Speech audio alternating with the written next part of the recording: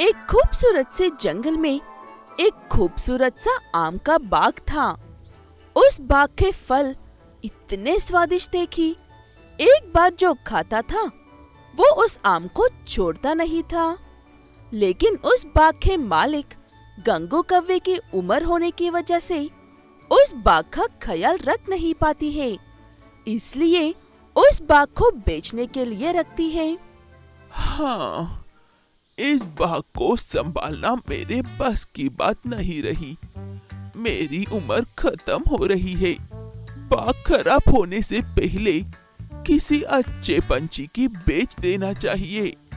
उसी जंगल में प्रीतम नाम का तोता और सन्नी नाम का चिड़िया अच्छे दोस्तों की तरह रहते थे और ऐसे उन दोनों को उस बाग की बिक्री के बारे में पता चलता है।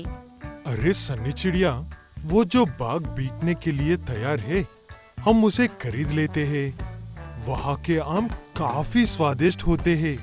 उस बाग में थोड़ी सी मेहनत करेंगे तो हमें व्यापार करने के लिए अच्छी फसल मिलेगी। ठीक है प्रीतम तोता, तुम्हें जैसा सही लगे वैसा ही करो। प्रीतम तोता काफी होशियार है, हमेशा आगे के बारे में सोचता है। लेकिन सन्नी थोड़ा आलसी है, हमेशा काम से बचने की कोशिश करता रहता था।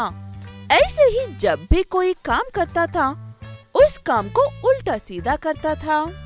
आखिरकार दोनों दोस्त जाकर गंगू कौवे से उस बाग को खरीद लेते हैं और उस बाग को अच्छे से साफ करके वहाँ का अच्छे से ख्याल रखने लगते हैं। इतने में फल अच्छे से बिकने लायक तैयार होते हैं।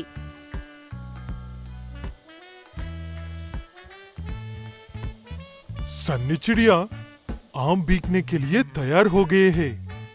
अब से हमें ही इन्हें चोरों की नजरों से बचाना होगा। क्या कहते हो? तुम जो कहते हो मैं उसमें हाँ कहता हूँ। उस बात पर दोनों अपनी हाँ भरकर वो काम करने के लिए तैयार होते हैं और पहले प्रीतम की उस बाग की रखवाली करता है। ऐसे 2 दिन पूरे होने के बाद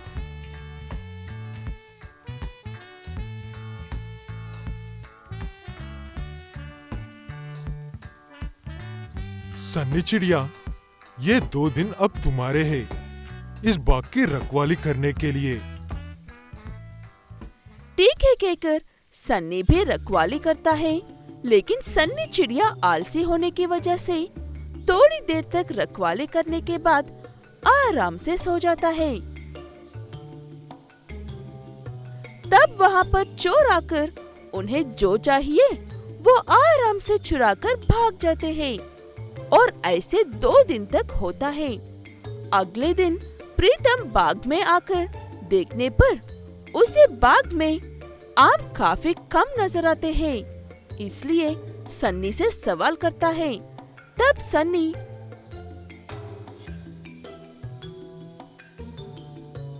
मैं अपनी बारी पर अच्छे से ही रखवाली कर रहा था प्रीतम, पता नहीं ये कैसे हुआ है।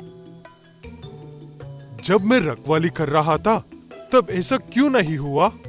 इसका मतलब तुम यहाँ पर आकर सो रहे थे? ऐसी बात बड़ी होती है और दोनों के बीच में झगड़ा होता है और दोनों बिछड़ जाते हैं और दोनों व्यापार अलग अलग करने का फैसला लेते हैं।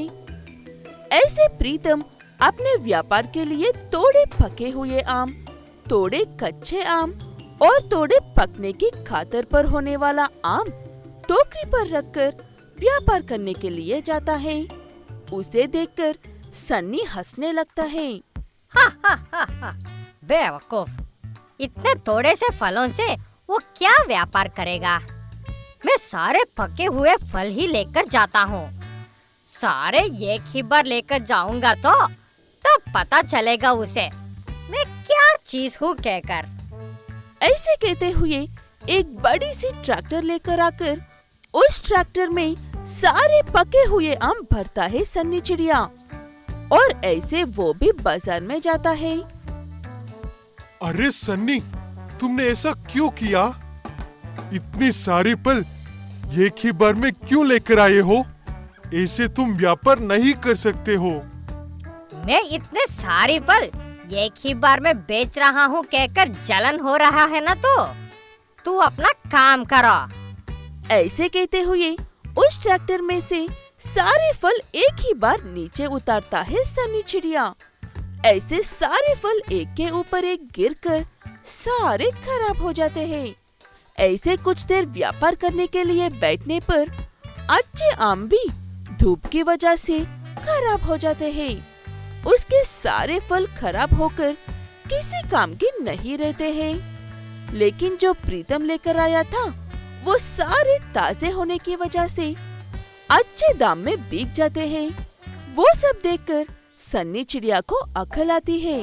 मुझे माफ कर दो प्रीतम तोता, मेरे आलसीपन के वजह से ही सारे आम चोर ले गए और बचे हुए आमों को तुम्हारे ऊपर गुस्से से ऐसे कर दिया।